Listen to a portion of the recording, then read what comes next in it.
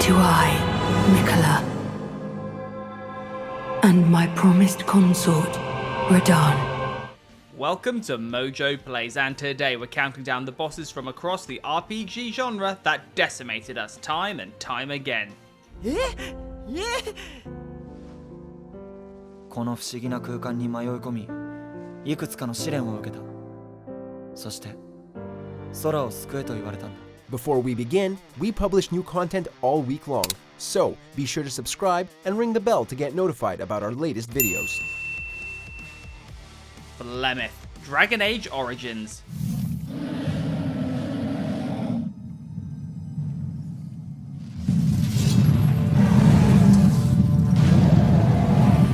It wouldn't be a fantasy game without at least one fight against a dragon. Unfortunately for the Grey Warden and company, Flemeth is not your typical fire-breathing lizard. Should you choose to follow Morrigan's personal questline, you're tasked with eliminating her witchy mother upon discovering that her designs for her daughter are far more nefarious than originally thought. Slaying an old woman in the middle of a swamp? No problem. That is until Flemeth showcases her shape-shifting ability and becomes a high dragon, a creature you and your party are likely woefully unprepared to face. What with the staggering health pool, tail whips, and abundance of far-reaching flames.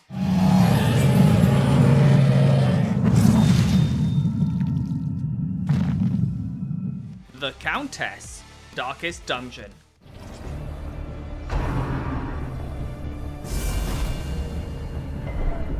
What do you get when you combine a Victorian seductress with an eldritch mosquito? An unholy combination guaranteed to haunt your nightmares. As the final challenge of the already excruciatingly difficult Crimson Court DLC, the Countess will bleed your entire team dry. Hacking away at her humanoid form is all well and good, but when she goes full bloodlust mode, you'd best ready yourselves. She can attack several times in a row, stun multiple party members at once, as well as infect you with parasite eggs that will act as icky insectoid time bombs as the fight goes on. Gross and grueling in equal measure.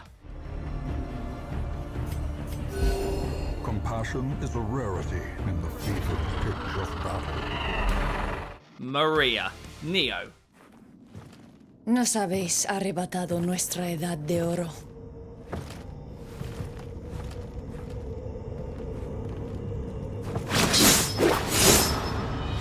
Don't pretend we're the same.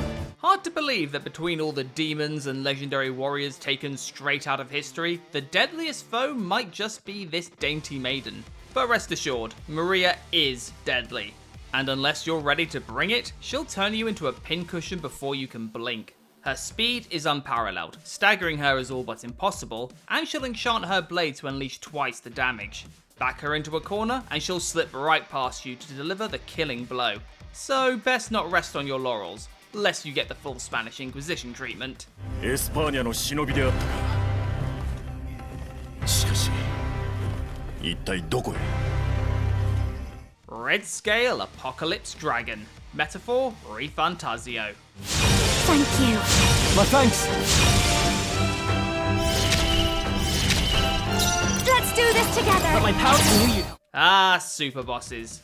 Every turn-based RPG has them, and they're often the bane of every player's existence.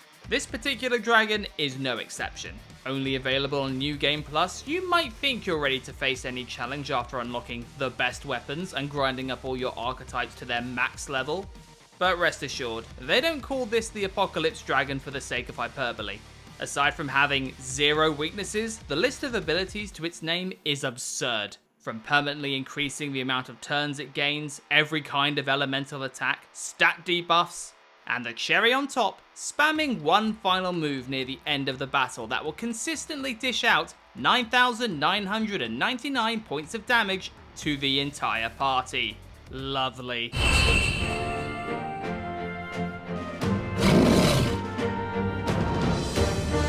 They're down!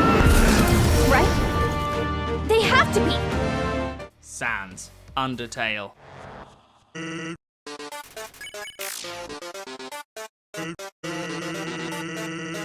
Go the route of genocide and you're going to have a bad time. That's what every player experienced when they found Sans waiting for them at the end of Undertale's darkest path. Go out of your way to kill every monster in the underground and you'll be met with the unrelenting fury of this once chill Skelebro. In an instant, Sans turns the whole screen into the 9th level of bullet hell, bending the game's meta and framework to his will, and forcing you to become a parry god if you want to have any chance of besting him. Mind you, the arduousness of the fight is the point. Why should you get off easy after committing such atrocities?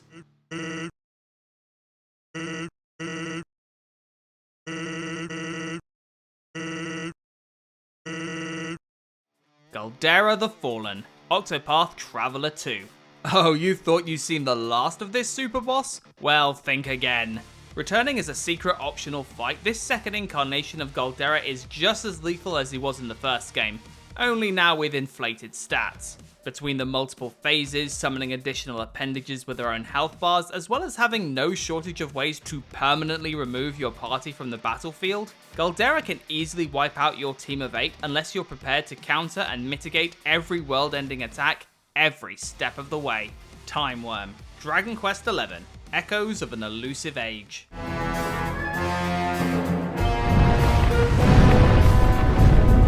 Turns out the definitive version of this beloved title didn't just come with plenty of lush bonus material, but a super boss waiting to truly test your skills. Just getting to the Timeworm is a gauntlet in of itself, as it demands you conquer the Hall of Remembrance, which features the final bosses of previous Dragon Quest games, all before fighting the End of Time, a terrifying boss in its own right. And yet the Timeworm soars above them all. Having to fight against both its head and tail as separate entities is bad enough, but with its massive damage output, status effects, and nasty tendency to double the mana expense of your skills, this worm will break all but the most battle-hardened.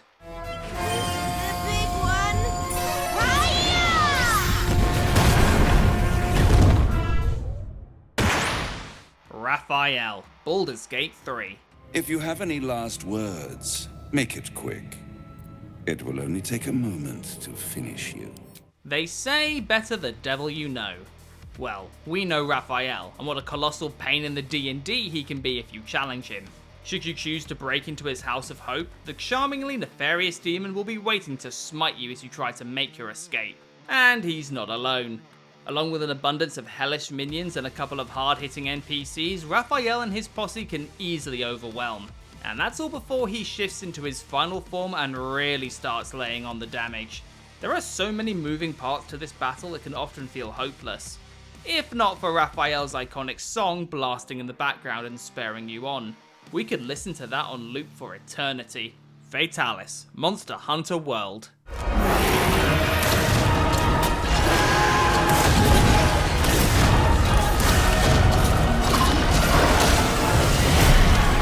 Longtime staple of the franchise, you know things are about to get taken up a notch when this lizard decides it wants to get in on the action, and one of his most trying incarnations can be found in the depths of the Iceborne DLC. If you want to get your hands on some of the game's best strip, then you're going to have to take on the flames of Monster Hunter's infamous Black Dragon, which is easier said than done given its immunity to stun, the small size of the arena, and the rapid rate at which it can douse you and your fellow hunters in flame. Tanky doesn't even come close, so best make use of the environmental weaponry and start spamming smoke bombs like your life depends on it. It's over. You are. Telethia the Endbringer, Xenoblade Chronicles X. Be careful! We should weaken it.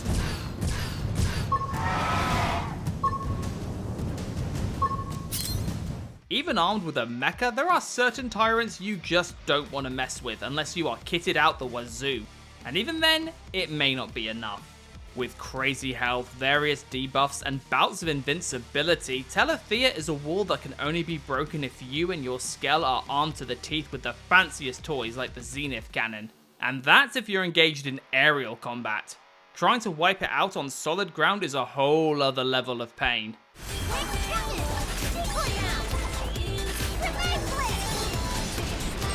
The Corpse of Alisceon, Divinity, Original Sin 2. By the hazing of the shade, I'll kill your shining lights. I'll kill your shining lights! Sure, you can take the easy way out and lead this living corpse towards the local wizard who can one-shot her, but if you're a true Godwoken, you'll take her on fair and square. Just be prepared to get your ass barbecued.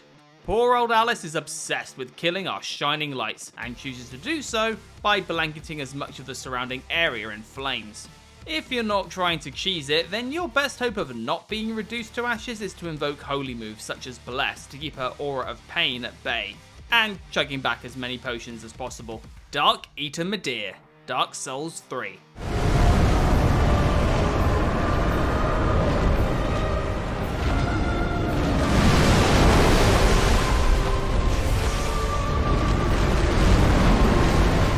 Arguably the most devastating dragon to ever blaze its way into the modern gaming scene, when players discuss the soul-crushing difficulty spikes associated with Soulsborne DLC bosses, Midir can be found atop the mountain of ashen corpses. With a health bar as vast as the ring city itself, there is no singular easy way to best Midir. Only trial, error, and a bunch of broken controllers. Despite its immense size, Midir can and will leap across the area, constantly forcing you to play catch-up while it unleashes everything from flames to its own draconic death ray.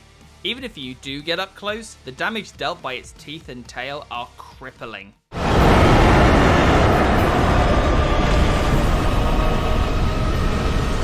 Yozora, Kingdom Hearts 3. さっさと終わらせよう。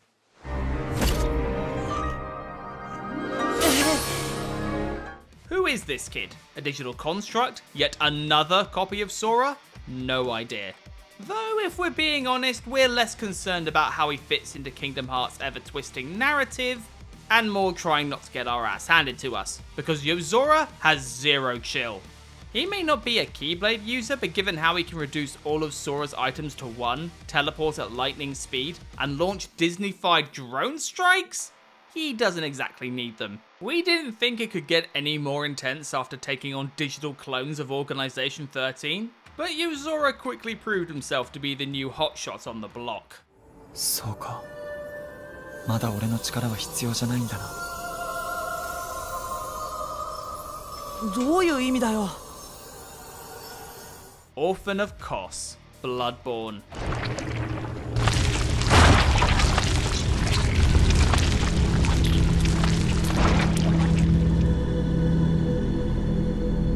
The pinnacle of From Software's foray into eldritch horror, the Orphan lives up to its namesake as the child born from the corpse of a space god. And it is mightily pissed. Unnerving doesn't even come close.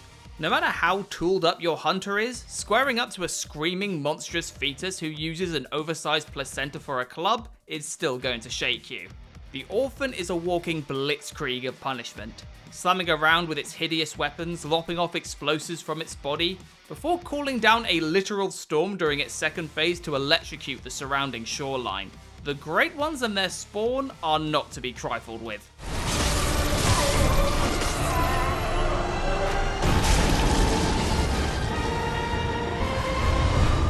Ozma, Final Fantasy IX.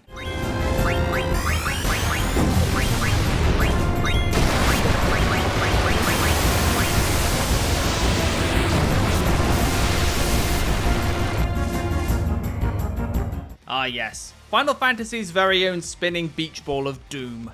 Even compared to the embodiment of life and death that is Necron, Ozma is in a different league. Its elemental barrages will constantly pinpoint your party's weaknesses. It has access to the hardest hitting attacks in the game, including level 5 Death and Meteor, and will heal itself while simultaneously casting AoE damage en masse, unless you go out of your way to complete certain side quests beforehand. It may not get as much recognition as other behemoths in the franchise, but you can't say you've tussled with the fantasy muscle until you've taken on Ozma and its spherical supremacy.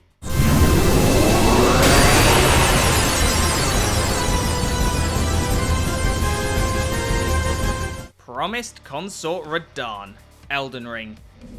Now, the vow will be honored, and my lord brother's soul will return.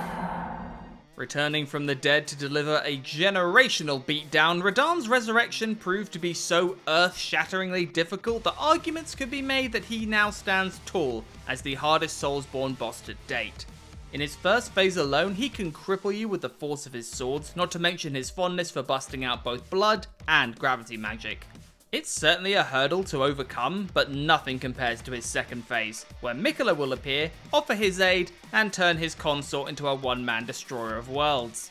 Every attack now comes with an aftershock of holy damage, his classic Meteor Slam makes a grandiose comeback, and Miquella can even one-shot you by making you fall madly in love with him. Yikes.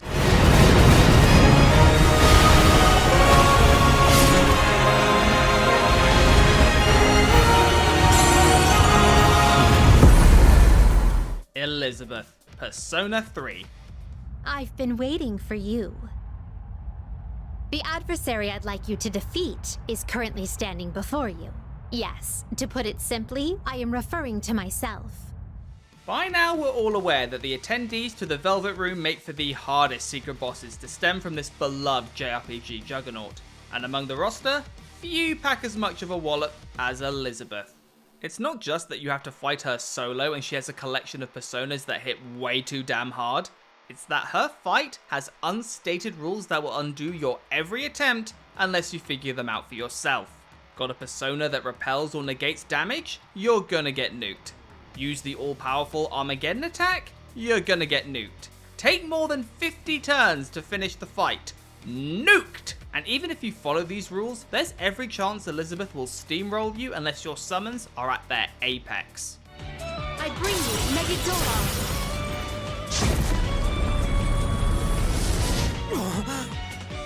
Demi-Fiend, Shin Megami Tensei 5.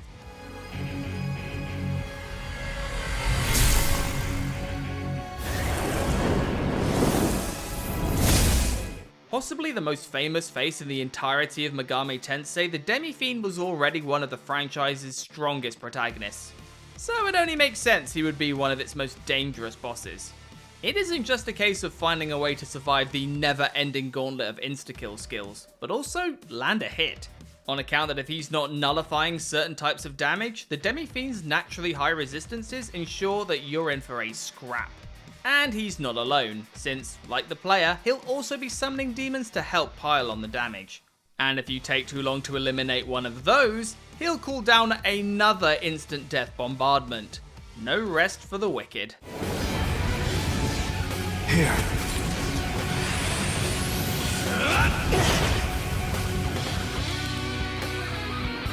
Penance, Final Fantasy X.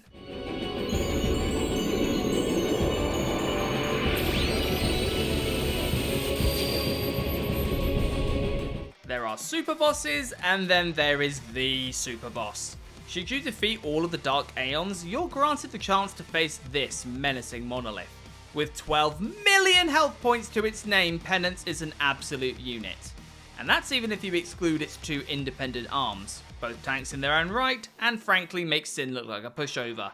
Fail to deal enough damage in time, and there's every chance you're going to be on the wrong end of its Judgment Day attack, which will decimate all of your health and mana in a single go. Best go make sure those celestial weapons are primed.